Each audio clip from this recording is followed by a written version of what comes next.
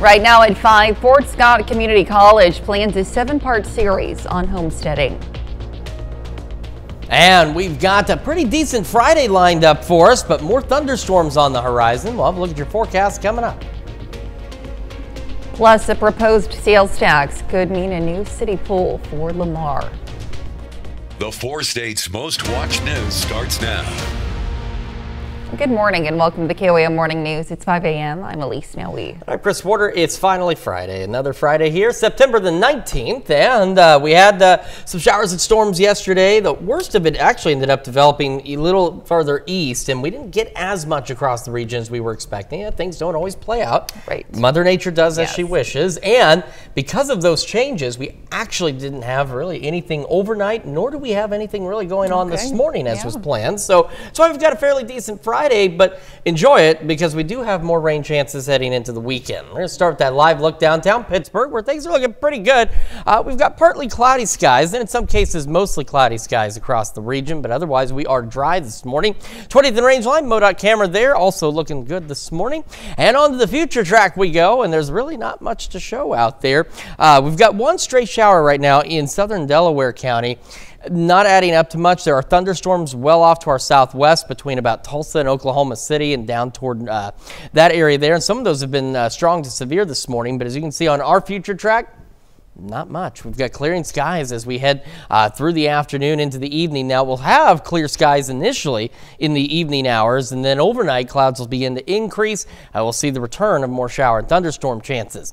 We're looking at 62 in Joplin right now, 61 in Pittsburgh. A number of us actually close to normal, still above that, but pretty close. Parsons, right where we should be at 60.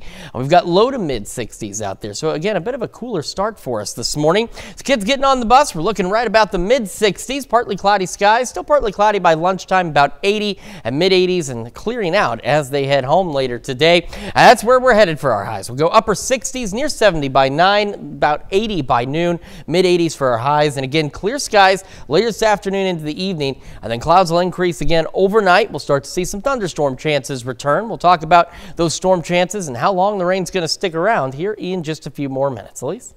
All right, Chris, thanks. So starting next month, the K-State Research and Extension Program Southwind District will aim to encourage future farmers in southeast Kansas. KOAM's Kenny Foreman previews what's to come. The Southwind District of Kansas State University's Research and Extension Program noticed a trend. More people have been moving to southeast Kansas with interest in farming. We've had a lot of interest in people moving back from the Kansas City metropolitan area, moving to rural Bourbon County, and they usually have a small plot of land that they would like to get back to the agricultural side of things, to be able to feed their families and try to make a little living off of that. Wanting to help make those possibilities realities for the community, the program is set to host a 7-part series on homesteading, where they will teach attendees techniques in small-scale farming and livestock. I think this series will be good for beginners or experienced. A lot of the stuff that I'm personally covering, and I know others, they're going to be a little more beginning oriented to where anybody can understand them. Over at Fort Scott High School, Sydney Cullison teaches agriculture and is the advisor for the school's Future Farmers of America program.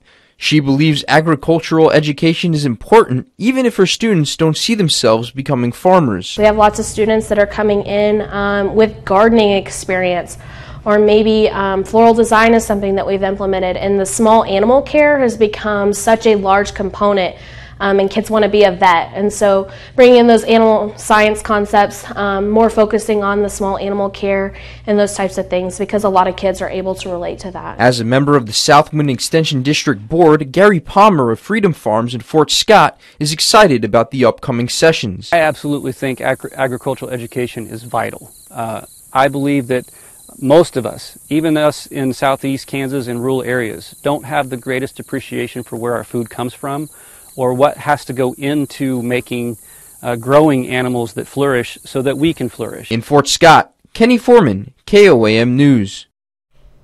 The first session will be held October 1st at 6 p.m. and is titled Plot perfect garden planning for abundant harvest. The future of Lamar's Aquatic Center rests with voters this November. Residents will choose whether a new sales tax should fund the city's swimming facility. November's ballot question asks Lamar voters to pass a 30-year 1/2-cent sales tax. If approved, all funds generated would only be used for the construction of a new city pool and its operational costs. The pool has been closed since 2022 due to issues such as leaks. The city administrator says the cost of removing the pool and building a new facility has a price tag of about $4.4 million. The piping infrastructure underneath the pool and inside the concrete is busted up and needs replaced, at which point you have to pull out all the concrete, thereby compromising the structures, and it's really just not feasible just to do a repair on a portion of that.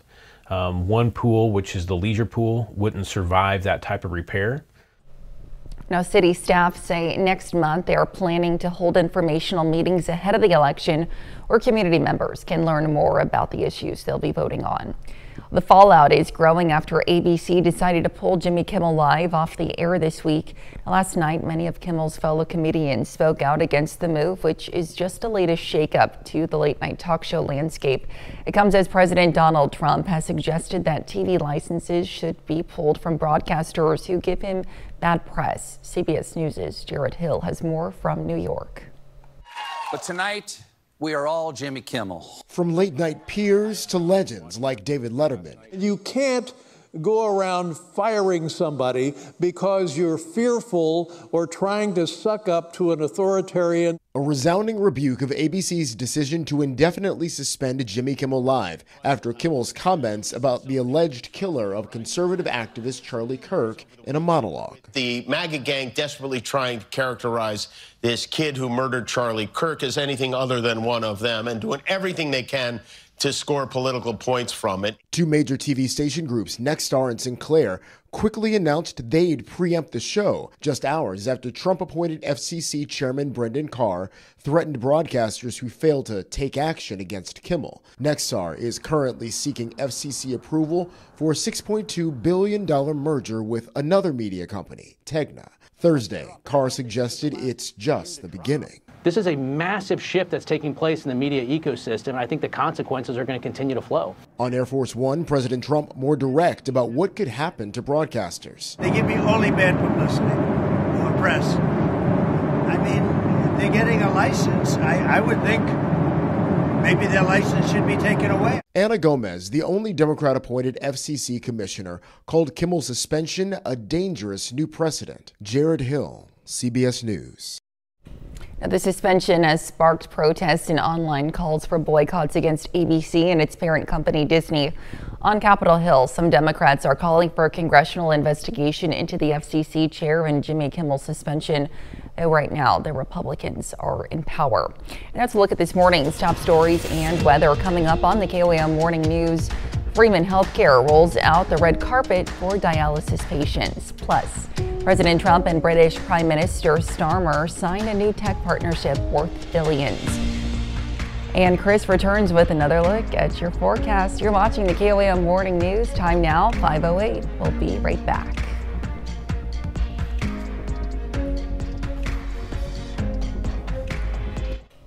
Topping World Watch, President Trump is headed back to Washington after an unprecedented second state visit to the United Kingdom. Now today, he met with Prime Minister Keir Starmer as the trip shifted from pomp and circumstance to trade and policy. Natalie Brand has the highlights from the White House. President Trump and the First Lady left the United Kingdom after meeting today with British Prime Minister Keir Starmer, both leaders stressing the close bond between the two nations. They inked a new tech partnership focused on energy and artificial intelligence with several U.S. tech giants pledging billions of dollars in investments. We're confirming our status as the first partners in science and technology, ready to define this century together. We also are joining forces on quantum computing and nuclear power, a natural partnership for close allies. The leaders also said they discussed shared goals of ending Russia's war on Ukraine as negotiations with Russian President Vladimir Putin have stalled. He's let me down. He's really let me down. We have to put extra pressure on Putin. And it's only when the president has put pressure on Putin that he's actually shown any inclination to move. So we have to ramp that pressure up. And while they said they both want peace in the Middle East, President Trump acknowledged he doesn't see eye to eye with Starmer over recognizing a Palestinian state. I have a disagreement with the Prime Minister on that score. Okay? One of our few disagreements, actually. During the news conference, President Trump also announced his administration is trying to regain control of Bagram Air Base in Afghanistan without giving details. The Taliban took over the base following the U.S. withdrawal in 2021. One of the reasons we want the base is, as you know, it's an hour away from where China makes its nuclear weapons. The UK also announced plans to help build U.S. military aircraft, creating jobs in both countries as the leaders play up the long-standing economic and national security alliance. Natalie Brand, CBS News, the White House. President Trump also confirmed he will be speaking to Chinese President Xi today to discuss the TikTok deal. And still to come, the FTC in 7 states sue Ticketmaster and Live Nation for deceptive pricing. Plus, tracking thunderstorms across the 4 states. Chris has another look at today's forecast.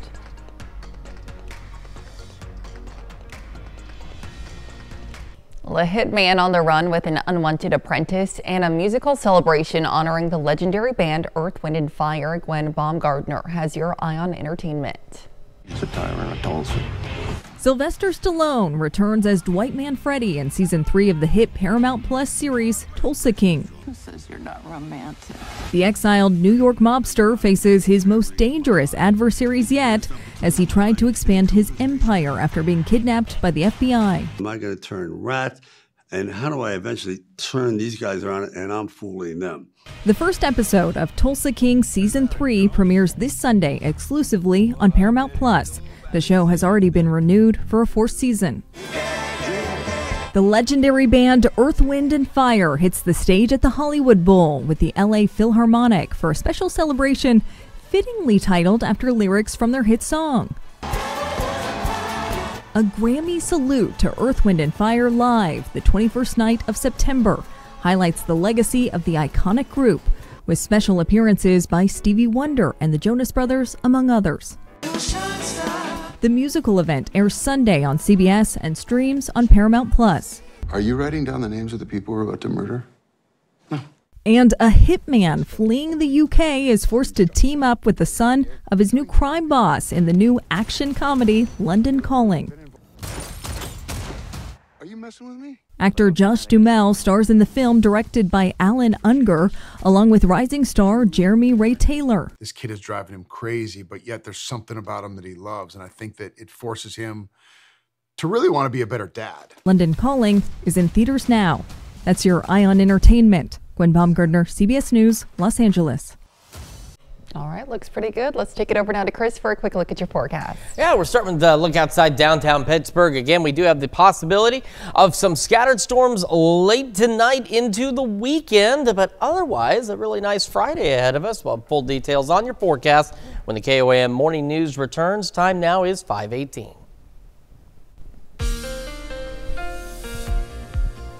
Welcome back to the KOAM Morning News, 5:20 now on this Friday morning. We're going to start with the future track heading into this afternoon. So some changes from yesterday. You know, the storms didn't exactly play out as was originally thought because, again, Mother Nature will do as she wishes. The computers, well, they're going to take their best guess, but she can always change things on us, and she did. So we didn't really have anything overnight, and we aren't really expecting anything this morning, which is what we were looking at yesterday, maybe continuing through about, noon, 1 o'clock today. Nothing. We're going to have skies clearing as we head into the afternoon and evening hours. We should be clear by, let's say, late afternoon, early evening. The clouds will gradually begin to increase overnight tonight. And after about 1 o'clock in the morning, we're going to start to see more scattered showers and thunderstorms begin pushing into the area, starting in the parts of southeast Kansas, northeastern Oklahoma.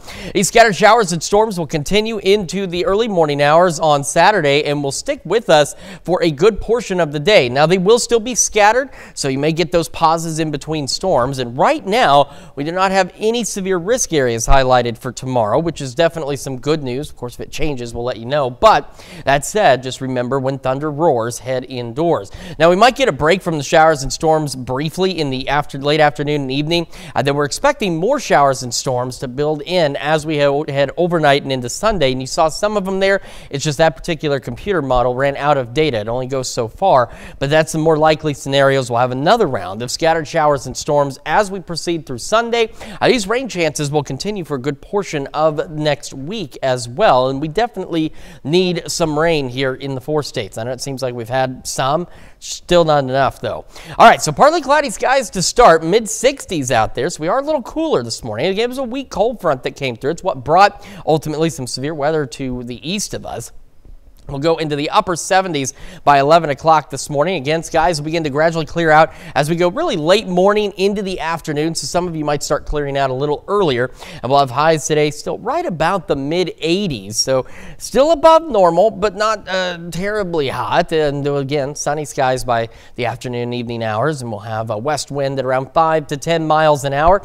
Into the evening, again, initially we are clear for a bit. And then around 10, 11 o'clock, clouds will start to build back in. Partly cloudy skies initially, and then we could start seeing some of those scattered showers and storms overnight tonight back into the mid-60s with calm winds.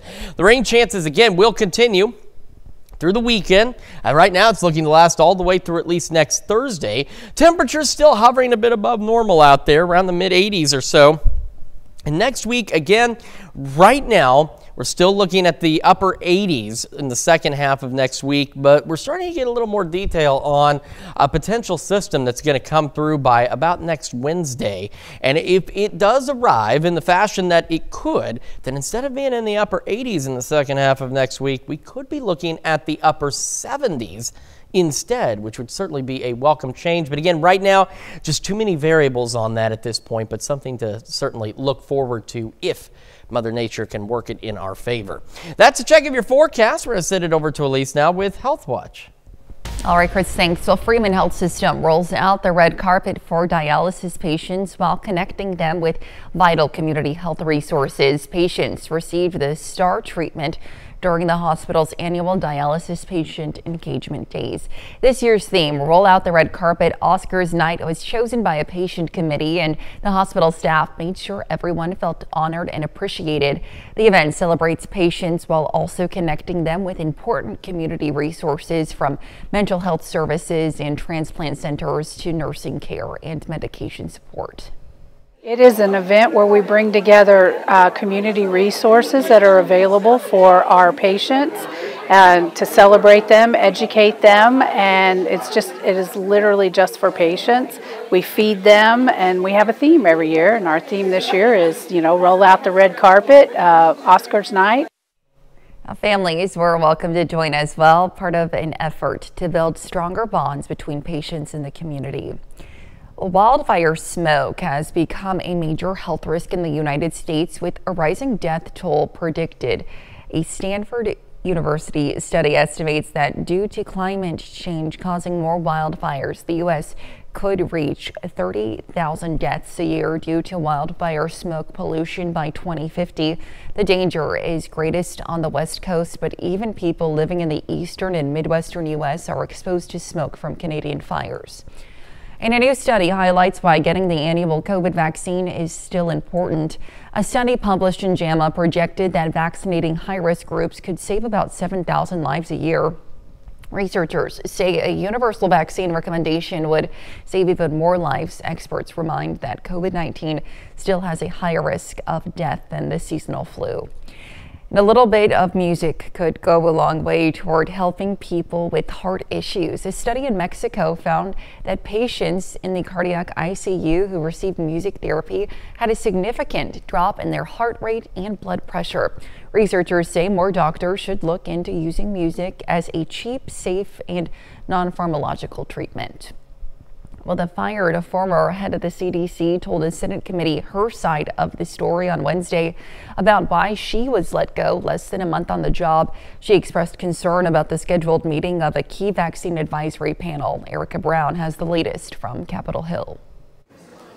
Former CDC Director Susan Menares told the lawmakers she's nervous about this week's advisory panel meeting that could change vaccine recommendations, and she expressed concern about politics influencing decisions at the agency. It does put at risk our children. It puts at risk others who need these vaccines, and it takes us into a very dangerous place in public health. The vaccine panel was overhauled by Health and Human Services Secretary Robert F. Kennedy Jr. Menares says she was fired from the CDC because she refused to approve vaccine guidance without scientific evidence and would not dismiss career scientists without cause. I will stand behind scientific integrity with every decision I ever make. At a contentious Senate hearing earlier this month, Kennedy denied Menares' account. I told her that she had to resign because I asked her, "Are you a trustworthy person?" And she said no. Some Republican lawmakers who are also physicians echoed Kennedy's skepticism about the CDC. I think the CDC is the cause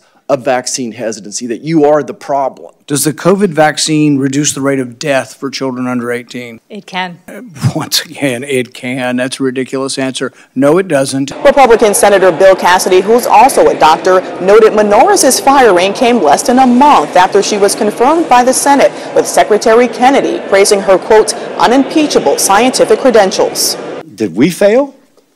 Was there something we should have done differently? In a statement, an HHS spokesperson said Menares' remarks to the Senate committee have factual inaccuracies and leave out important details. Erica Brown, CBS News, Capitol Hill.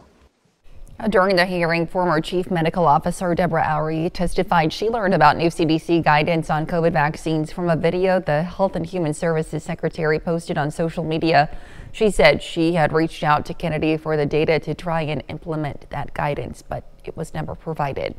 That's a look at some of today's top health stories. We'll be right back. Right now at 5:30, Joplin police respond to a serious rollover crash on 34th and Main. And we've got a pretty decent Friday shaping up for us, but we do have some thunderstorms chances heading into the weekend. We'll have a look at your forecast coming up. Plus $14 million for 12 years. The Miami School District hopes to use the time and the money for a new elementary school. The 4 states' most watched news starts now. Good morning and welcome to the KOAO Morning News. It's 5:31. I'm Elise Snowy. And I'm Chris Warner. It's Friday. That's something. Yeah. It's finally Friday, which is probably some good news for folks. September the 19th. We're getting ready for the weekend. Going to be a bit of a soggy weekend, but it is going to bring some much needed rain. Today, on the other hand, looks to be pretty darn good. We're going to start a live look outside downtown Pittsburgh, and again, things not too shabby this morning. There are some scattered storms down across Oklahoma, stretching from just south of Tulsa to the Oklahoma City metro area, but those are not going to make it into our area because, again, the storms yesterday, that whole cold front pushing through, didn't fire off exactly as what was thought. We're looking at storm development maybe just a little further west than where it happened, and so that's kind of what upset the balance in our area and why we didn't really see much overnight and why we're not expecting to see anything in the first half of the day today as we were originally expecting. So what will happen today is instead we'll get some clearing done as we roll late morning into the afternoon and evening hours. We'll have clear skies out there, but then as we go late evening, after about 9-10 o'clock tonight, we'll see clouds gradually begin to increase ahead of increasing thunderstorm chances overnight into Saturday. But today looks to be absolutely fantastic. Nothing out there. Still a bit above normal, but again, not a bad day overall. Temperatures this morning, though, are the closest to normal we've had in quite some time, at least across a broader area than just a few select locations. We're at 63 in Joplin, 61 in Pittsburgh, and keep in mind our average low is about 60. We've got Parsons right on the nose at 60. We've got some 61s, Monette, Cassville, Iola, Neodesha. Of course, we showed you Pittsburgh, Sedan. We're low to mid-60s.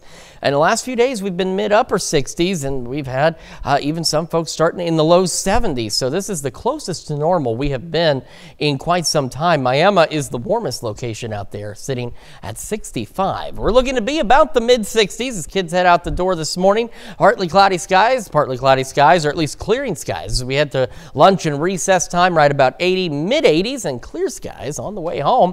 We'll go near 70 by 9, about 80 by noon, and our highs today mid-80s, so still above normal, but not significantly so. We'll have a west wind at about 5 to 10 miles an hour. Now, after midnight tonight, again, shower thunderstorm chances begin increasing into the upcoming weekend. We'll go over those details with you in the full forecast. Of course, that's coming up here in just a few more minutes. Elise? All right, we'll catch you soon, Chris. Thanks. Well, Nevada residents weigh in on how they feel regarding services provided by the city. According to the city of Nevada, more than 600 people turned in the survey that allows officials to see what improvements need to be made. According to those who filled out the questionnaire, the most frequent response to the most important issue facing the city was that the pool needs to be opened and more things for the youth to do. Job and economic development and the city's appearance were also among the issues mentioned. Residents were also asked what they thought the city's top 3 priorities should be over the next few years. Now, according to the city, the need for a swimming pool was a major priority. Also, better streets and sidewalks. The third was improvements to parks and recreation. Well, a bond issue could mean future learning opportunities for some students in Miami, Oklahoma. The Miami School District is asking for a $14 million bond over the next 12 years. This is a no-tax increase bond. The money would go toward the building of a new lower elementary school next to Nichols School. The money will also upgrade the HVAC system at Nichols. The main reason we need this bond issue is for the safety of our students and staff. We want to be able to provide them with a safe place to go whenever there's bad weather, and we just haven't been able to do that. We've had to cancel classes, and that's just not sustainable for the long term. We need parents to know that their kids are safe when they're at school, and this issue will help us to do that. The election date for this bond issue is October 14th, and the new Chief Justice of the Missouri Supreme Court now has several months on the bench. Judge Brent Powell is from Southwest Missouri and ultimately graduated from the University of Missouri-Columbia School of Law. He began his legal career in Kansas City before he was appointed to the state's Supreme Court in 2017. Powell says he's bringing the things he learned in his youth into the High Court chamber. People step up here, and that's what really, I learned a lot when I was growing up here, is that you got to step up and serve. And I learned that from my family, but I also learned it from the people who I grew up with. Powell will serve as the Chief Justice on the High Court for 2 years through June of 2027.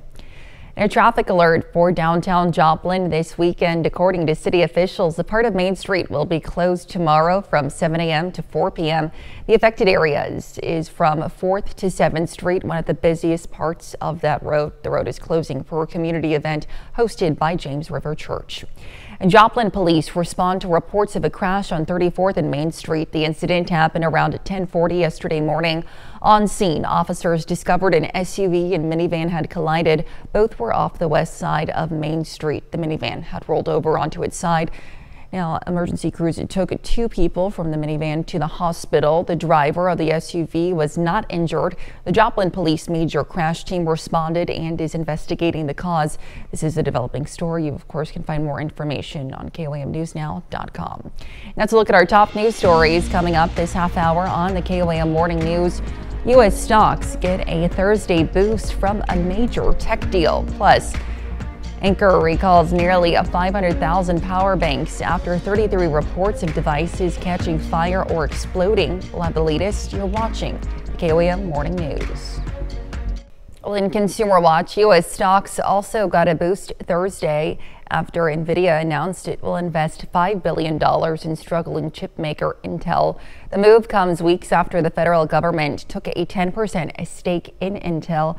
In a press release, NVIDIA said the 2 companies will jointly develop multiple generations of custom data center and PC products. The news sent Intel shares up 25% yesterday, while NVIDIA jumped 2%.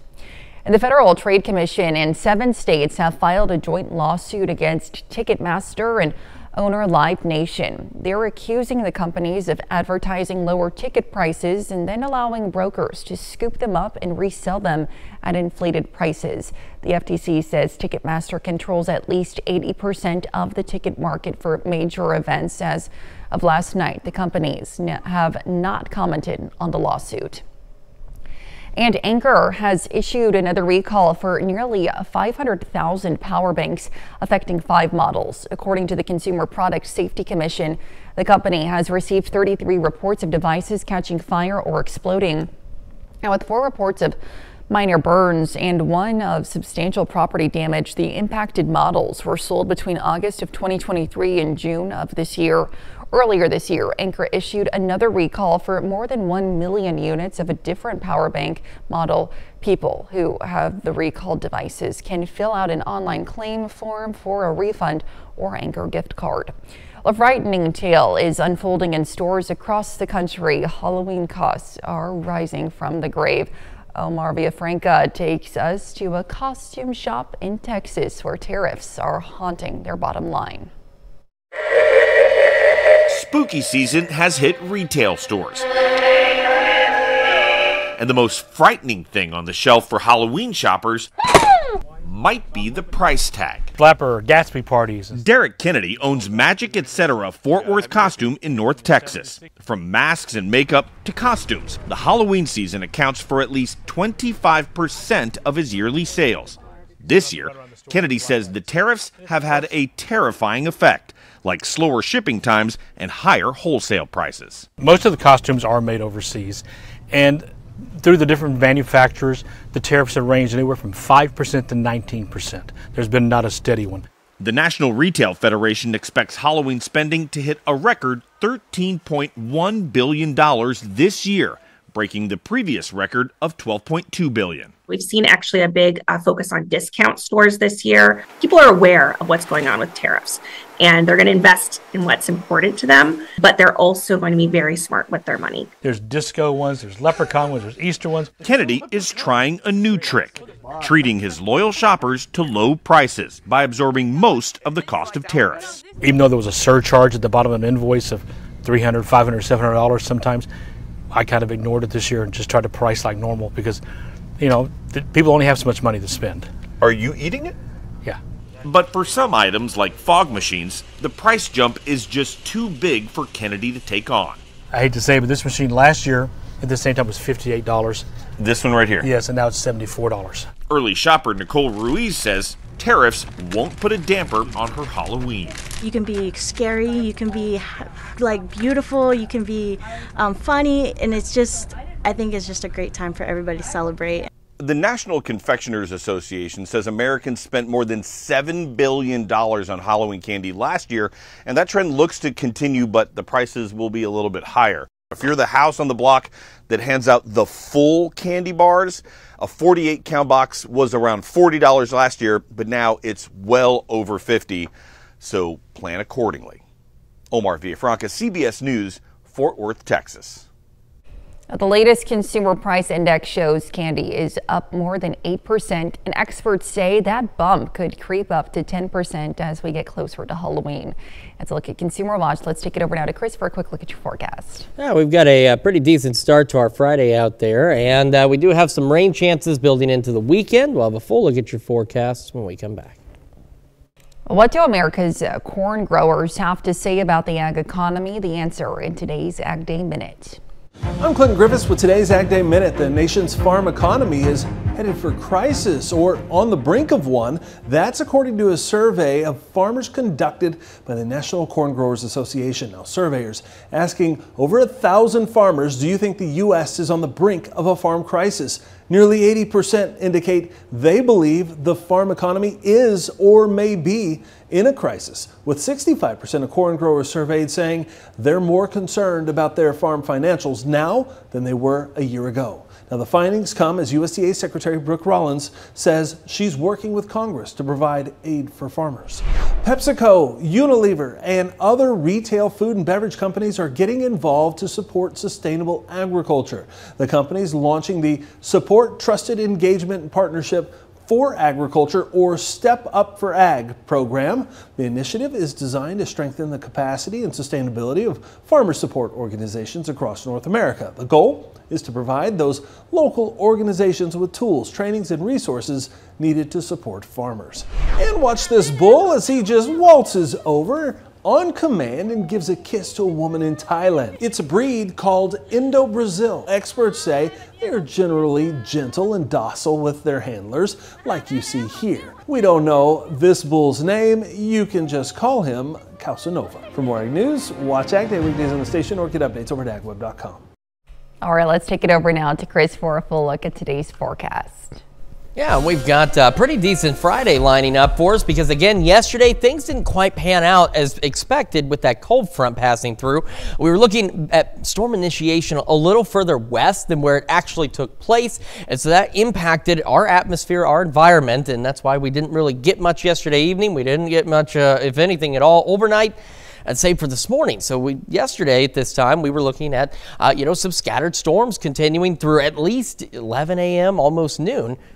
Now what we're going to have is clearing skies as we head into the afternoon and evening hours. So our Friday is shaping up to be pretty darn good out there with clearing skies. Now later this evening, by 10 o'clock at night, we'll start to see clouds gradually increase. And then after 1 a.m., we're looking at scattered shower and thunderstorm chances returning to the area. These will continue through the first half of our Saturday at least, with showers, thunderstorms out there. As of right now, we do not have any severe risk areas highlighted for tomorrow, and hopefully it certainly stays that way. We don't need any severe weather, but we do certainly need this rain. And that's what we're going to have, again, through the first half of our Saturday. Now, we may get a brief pause in activity, but we should eventually see more development as we go overnight and into Sunday. Now, you saw those storms in northeast Oklahoma just vanish. That's because that particular computer model only goes so far, because here on the mornings with y'all, we just use the short-range ones to get you through the next couple of days. But that one is the more likely scenario, that we'll see shower storms come back up from Oklahoma and be scattered throughout the day on our Sunday. Now, the coverage may not be as great on Sunday as it is on Saturday, but shower and thunderstorm activity will continue. In fact, it will continue for a good portion of next week as well. And again, it's good because we definitely need some rain here in the 4 states.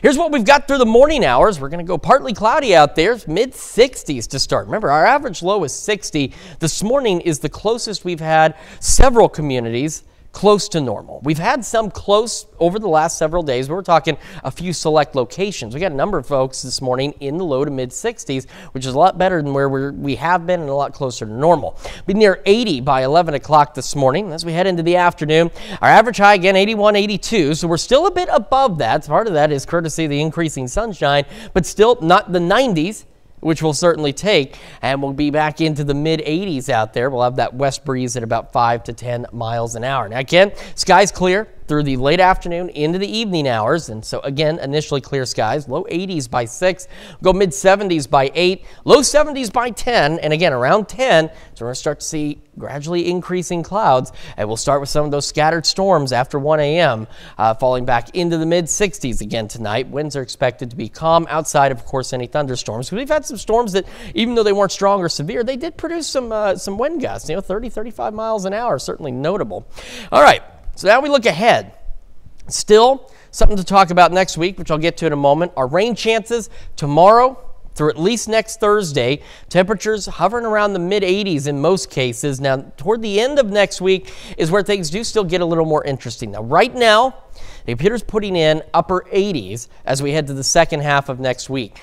But we're starting to see at least slightly better consistent information on the possibility that we're actually going to be 10 degrees cooler than that as we head into the second half of next week. So again, right now it's too far out. There's still a handful of variables in play as to whether or not we'll be able to get that cool.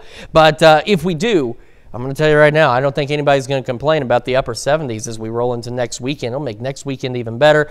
And again, we're getting some much needed rain chances over the next several days. There's scattered storms, so it's not rain everywhere all at once, but at least it's something for us over the next few days.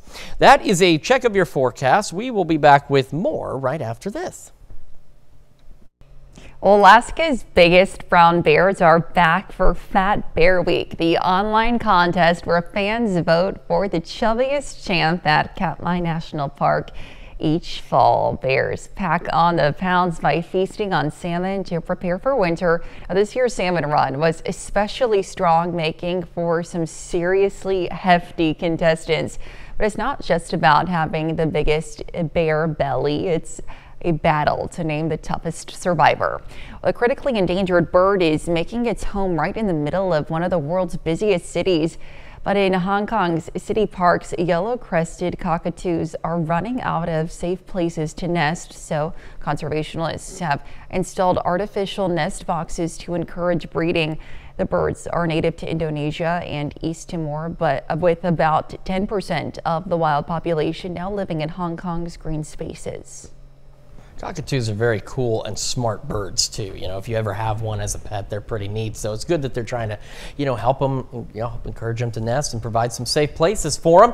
And I don't really need too many safe places today, at least from the weather. It's going to be a pretty decent day. We are partly cloudy through the morning, about the mid 60s to start our day. We'll be near 80 by 11, so we're still going to be a little above normal as we head into the afternoon hours. We're going to go into the mid 80s, but skies will be gradually clearing. And again, some folks may start clearing a little earlier than noon. And that's again why we'll be warm, but not bad. We're supposed to be about 81, 82 is our average high, so we're not that much above them. We'll have west winds around 5 to 10. We'll have clear skies into the evening hours, and then around 10 o'clock or so, we're going to start to go partly cloudy again, and that's ahead of increasing shower and thunderstorm chances as we go overnight tonight, really after 1 a.m., building into southeast Kansas, northeast Oklahoma first. We'll have mid 60s for our lows, and winds expected to be calm. Scattered showers and storms will continue through the majority of our Saturday, gradually easing up a bit as we head into the late afternoon hours. We'll be into the low 80s, and we'll see additional scattered storms late Saturday into Sunday, but those rain chances do come down a bit. Even though they stick with us through next Thursday, they do come down a bit, and so scattered storms, it's not going to be rain everywhere all at once, but at least we're going to finally get some much needed rain out there. That's a check of your forecast. We'll be back with another hour of the KOAM Morning News right after this.